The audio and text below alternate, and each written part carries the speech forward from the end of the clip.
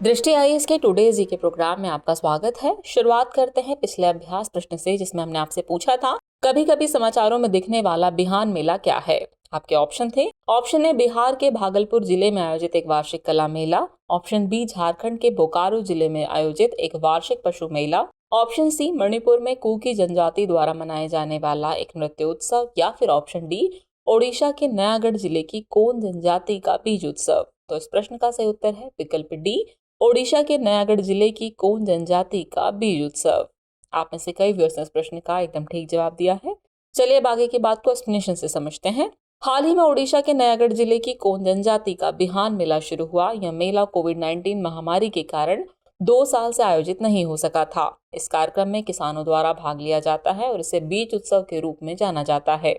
आपको बता दें, कोंद एक आदिवासी समूह है जो पूर्वी भारत में ओडिशा की पहाड़ियों और जंगलों में निवास करता है। इसकी कई उपजातियां हैं, जैसे डोंगरिया, कोवी, कुटिया, लांगुली, पेंगा आदि। इस आदिवासी समाज के लोग कुई और कुवी नामक भाषा बोलते हैं। इस तरह इस प्रश्न का सही उत्तर है विकल्प डी, ओडिशा के नयागढ़ जिले की कोन जनजाति का बीज उत्सव। चलिए अब शुरुआत करते हैं आज के एपिसोड की। तो आज के एपिसोड का पहला प्रश्न है, फेब्री रोग के संबंध में निम्नलिखित कथनों पर विचार कीजिए। कथन एक है, एंजाइम की कमी के कारण होता है जो हृदय और गुर्दे के कामकाज को प्रभावित करता है। कथन दो है, भारत में इस बीमारी का कोई इलाज उपलब्ध नहीं है। उपरोक्त में से कौन सा ऐसे कथन सही है या फिर है? आपके ऑप्शन है केवल एक, केवल दो, एक और दो दोनों, या फिर न तो एक और न ही दो। तो इस प्रश्न का सही उत्तर है विकल्प एक, केवल एक कथन ही सही है। चलिए इस प्रश्न की बात को समझते हैं। हाल ही में lysosomal storage disorder support society of India ने बताया कि राष्ट्रीय दुर्लभ रोग नीति 2021 में वर्गीकृत होने के बाद भी फेब्री रोग से पीड़ितों को उपचार में आर्थिक मदद नहीं मिल रही है। आपको बता दें, फेब्री रोग एक वंशानुगत विकार है जो शरीर की कोशिकाओं में ग्लोबोट्रिया ओसिलसेरामाइड नामक वसा निर्माण के परिणाम स्वरूप होता है। ये राष्ट्रीय दुर्लभ रोग नीति 2021 के तहत वर्गीकृत एक दुर्लभ रोग है। ये एंजाइम की कमी के कारण होता है जो हृदय और गुर्दे के कामकाज को प्रभावित करता है, इसलिए कथन एक सही है। इस रोग के लिए drug controller general of India द्वारा अनुमोदित उपचार पिछले 2 दशकों में भारत में उपलब्ध है, इसलिए कथन 2 सही नहीं है। इस प्रकार इस प्रश्न का सही उत्तर है विकल्प ए, यानी केवल एक कथन ही सही है। अगला प्रश्न है, यूलिप पोर्टल किस मंत्रालय से संबंधित है? आपके ऑप्शन है वाणिज्य और उद्योग मंत्रालय, कॉर्पोरेट कार्य मंत्रालय, सांख्यिकी और कार्यक्रम कार्यान्वयन मंत्रालय, या फिर भारी उद्योग और लोक उद्यम मंत्रालय। तो इस प्रश्न का सही उत्तर है विकल्प ए, वाणिज्य और उद्योग मंत्रालय। हाल ही में वाणिज्य और उद्योग मंत्रालय ने जानकारी दी कि यूनिफाइड लॉजिस्टिक इंटरफेस प्लेटफॉर्म यानी यूलिप को अब तक अच्छी प्रतिक्रिया मिली है, इसलिए विकल्प ए सही है। आपको बता दें, यूलिप को सितंबर 2022 में नेशनल लॉजिस्टिक पॉलिसी यानी एनएलपी के हिस्से के रूप में लॉन्च किया गया था। इसका उद्देश्य उद्योग क्षेत्र के लोगों को राजस्व सृजन हेतु एक बाजार बनाने के साथ साथ एकाधिकार और असमान लाभ के उन्मूलन के लिए सक्षम बनाना है। इस पोर्टल पर पंजीकरण हेतु उद्योग क्षेत्र को सहायता प्रदान करने के लिए एक समर्पित सपोर्ट टीम 24 घंटे काम कर रही है। ये उद्योग जगत के प्रतिभागियों को विभिन्न मंत्रालयों के पास उपलब्ध रसद एवं संसाधनों से संबंधित जानकारी तक सुरक्षित पहुंच प्राप्त करने में सक्षम करेगा। इस तरह इस प्रश्न का सही उत्तर है विकल्प ए, वाणिज्य और उद्योग मंत्रालय। नेक्स्ट क्वेश्चन है, प्रोजेक्ट 15B के संदर्भ में निम्नलिखित कथनों पर विचार कीजिए। कथन एक है, इसमें विशाखापत्तनम श्रेणी के 4 निर्देशित मिसाइल विध्वंसक का विकास शामिल है। कथन 2 है, इसके तहत जहाजों का निर्माण मझगांव डॉक लिमिटेड द्वारा किया जा रहा है। उपयुक्त में से कौन सा ऐसे कथन सही है या फिर है? आपके ऑप्शन है केवल एक, केवल दो, एक और दो दोनों, या फिर न तो एक और न ही दो। तो इस प्रश्न का सही उत्तर है विकल्प सी, एक और दो दोनों ही कथन सही है। हाल ही में तीसरा स्वदेशी विध्वंसक युद्धपोत इम्फाल परीक्षण के लिए पहली बार समुद्र में उतरा।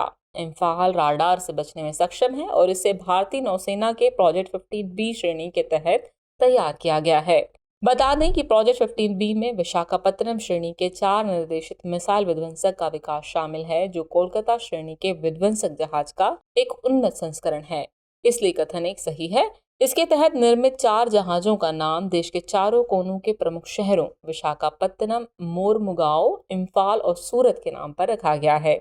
इन जहाजों को भारतीय नौसेना के लिए मझगांव डॉक लिमिटेड द्वारा बनाया जा रहा है, इसलिए कथन 2 भी सही है। इस तरह इस प्रश्न का सही उत्तर है विकल्प सी, यानी एक और दो दोनों ही कथन सही हैं। नेक्स्ट क्वेश्चन है, राष्ट्रीय विनिर्माण नवाचार सर्वेक्षण 2021-22 के संबंध में निम्नलिखित कथनों पर विचार कीजिए। कथन 2 है ये विज्ञान और प्रौद्योगिकी विभाग और संयुक्त राष्ट्र औद्योगिक विकास संगठन यानी यूनेडो का एक संयुक्त अभियान है। कथन 2 है इसके दो विशिष्ट घटक फर्म स्त्री सर्वेक्षण और नवाचार सर्वेक्षण की क्षेत्रीय प्रणाली है। उपयुक्त में से कौन सा से कथन सही है या फिर है आपके ऑप्शन है केवल एक, केवल दो, एक और दो दोनों, या फिर न तो एक और न ही दो। तो इस प्रश्न का सही उत्तर है विकल्प सी, एक और दो दोनों ही कथन सही हैं। चलिए एक्सप्लेनेशन देखते हैं। हाल ही में विज्ञान और प्रौद्योगिकी विभाग ने राष्ट्रीय विनिर्माण नवाचार सर्वेक्षण 2021-22 नीति निर्माताओं के लिए सारांश जारी किया है। ये सर्वेक्षण विज्ञान और प्रौद्योगिकी विभाग यानी डीएसटी और संयुक्त राष्ट्र औद्योगिक विकास संगठन यानी यूनेडो का एक संयुक्त अध्ययन है, इसलिए कथन एक सही है। इस सर्वेक्षण के निष्कर्ष फर्मों द्वारा नवाचार के लिए सक्षम गतिविधियों और बाधाओं में व्यापक अंतर्दृष्टि प्रदान करते हैं। इसके दो विशिष्ट घटक हैं फर्म स्त्री सर्वेक्षण और नवाचार सर्वेक्षण की क्षेत्रीय प्रणाली, इसलिए कथन 2 भी सही है। इस तरह इस प्रश्न का सही उत्तर है विकल्प सी यानी एक और दो दोनों ही कथन सही हैं। अगला प्रश्न है सन हेलो के संबंध में निम्नलिखित में से कौन सा सही कथन सही है। पहला कथन है यह तब होता है जब सूरज की रोशनी वातावरण में बर्फ के क्रिस्टल के साथ इंटरैक्ट करती है। कथन 2 है यह एक ऑप्टिकल इवेंट है जो प्रकाश के प्रकीर्णन के कारण होता है। और कथन 3 है इस सूर्य के चारों ओर लगभग 22 डिग्री की त्रिज्या के साथ एक इंद्रधनुषी रंग के वलय का रूप ले लेता है। दिए गए कूट का प्रयोग कर आपको सही उत्तर चुनना है। आपके ऑप्शन है केवल एक और दो, केवल दो और तीन, केवल एक और तीन, या फिर एक, दो और तीन। तो इस प्रश्न का सही उत्तर है विकल्प सी, एक और तीन कथन जो है वो सही है। चलिए एक्सप्लेनेशन सारी की बात को समझते हैं। हाल ही में उत्तर प्रदेश के प्रयागराज में सन हेलो को देखा गया। सन हेलो एक ऑप्टिकल घटना है जो सूर्य के प्रकाश के वातावरण में निलंबित लाखों हेक्सागोनल बर्फ क्रिस्टल के संपर्क में आने के कारण होती है, इसलिए कथन एक सही है। हेलो या प्रभामंडल तब बनता है जब सूर्य या चंद्रमा से प्रकाश पतले उच्च स्तरीय बादलों जैसे सीरोस्ट्रेटस बादल से जुड़े बर्फ के क्रिस्टल द्वारा अपवर्तित होता है। सर्कुलर हेलो विशेष रूप से सीरोस्ट्रेटस बादलों द्वारा निर्मित होते हैं जो पतले और बालों जैसे बादल होते हैं। ये सूर्य या चंद्रमा के चारों ओर लगभग 22 डिग्री की त्रिज्या के साथ एक इंद्रधनुषी रंग के वलय का रूप ले लेता है, इसलिए कथन 3 सही है। इस तरह इस प्रश्न का सही उत्तर है विकल्प सी यानी केवल एक और तीन कथन जो है वो सही है, कथन 2 गलत है। अगला प्रश्न है स्टार बेरिसेंस के संबंध में निम्नलिखित कथनों पर विचार कीजिए। कथन 1 है यह एक स्टार सेंसर है जो छोटे क्यूबसेट वर्ग के उपग्रह मिशनों को अंतरिक्ष में उनके ओरिएंटेशन का पता लगाने में मदद कर सकता है। कथन 2 है इसे भारतीय खगोल भौतिकी संस्थान द्वारा विकसित किया गया है। उपयुक्त में से कौन सा सही कथन सही है या फिर है आपके ऑप्शन है केवल एक, केवल दो, एक और दो दोनों, या फिर न तो एक और न ही दो। तो इस प्रश्न का सही उत्तर है विकल्प सी, एक और दो दोनों ही कथन सही है। हाल ही में इसरो द्वारा PSLV C55 पर कम लागत वाला स्टार सेंसर स्टार बेरिसेंस लॉन्च किया गया। स्टार बेरिसेंस छोटे क्यूबसेट वर्ग के उपग्रह मिशनों को अंतरिक्ष में उनके ओरिएंटेशन का पता लगाने में मदद कर सकता है, इसलिए कथन एक सही है। ये विज्ञान और प्रौद्योगिकी विभाग के एक स्वायत्त संस्थान भारतीय खगोल भौतिकी संस्थान यानी IIA के शोधकर्ताओं द्वारा विकसित किया गया है, इसलिए कथन 2 भी सही है। यह अंतरिक्ष में अपने दृश्य के क्षेत्र में सितारों की पहचान करने के साथ अंतरिक्ष में अपने पॉइंटिंग डायरेक्शन को प्राप्त करने में सक्षम है। इस प्रकार विकल्प सी सही है, यानी इस प्रश्न का सही उत्तर है विकल्प सी, एक और दो दोनों ही कथन सही हैं। अगला प्रश्न है विश्व प्रेस स्वतंत्रता दिवस के संबंध में निम्नलिखित कथनों पर विचार कीजिए। कथन 1 है यह हर साल 3 मई को मनाया जाता है। कथन 2 है इस वर्ष इसकी theme shaping a future of rights, freedom of expression for a driver for the other all human rights है। उपयुक्त में से कौन सा सही कथन सही है या फिर है आपके ऑप्शन है केवल एक, केवल दो, एक और दो दोनों, या फिर न तो एक और न ही दो। तो इस प्रश्न का सही उत्तर है विकल्प सी, एक और दो दोनों ही कथन सही हैं। हाल ही में यूनेस्को द्वारा संयुक्त राष्ट्र मुख्यालय में विश्व प्रेस स्वतंत्रता दिवस मनाया गया। विश्व प्रेस स्वतंत्रता दिवस मीडिया के लिए समर्थन का दिन है। यह हर साल 3 मई को मनाया जाता है, इसलिए कथन एक सही है।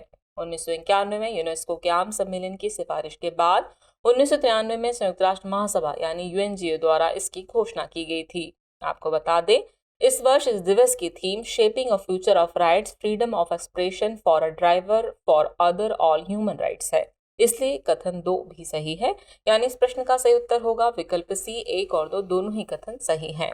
नेक्स्ट क्वेश्चन है निम्नलिखित में से कौन सा प्रोटीन मंकी पॉक्स वायरस को मानव प्रतिरक्षा से बचने में मदद करता है। आपके ऑप्शन है थायरॉक्सिन, पेप्सिन, मिथाइल ट्रांसफरेज या फिर एल्बुमिन। तो इस प्रश्न का सही उत्तर है विकल्प सी, मिथाइल ट्रांसफेरेज। हाल ही में प्राग में institute of organic chemistry and biochemistry की एक टीम ने मंकी पॉक्स वायरस से प्रोटीन मिथाइल ट्रांसफेरेज की संरचना का पता लगाया। इसलिए विकल्प सी सही है। इस प्रोटीन की मदद से वायरस इंसानी इम्यूनिटी से बच निकलता है और मंकी पॉक्स बीमारी का कारण बनता है।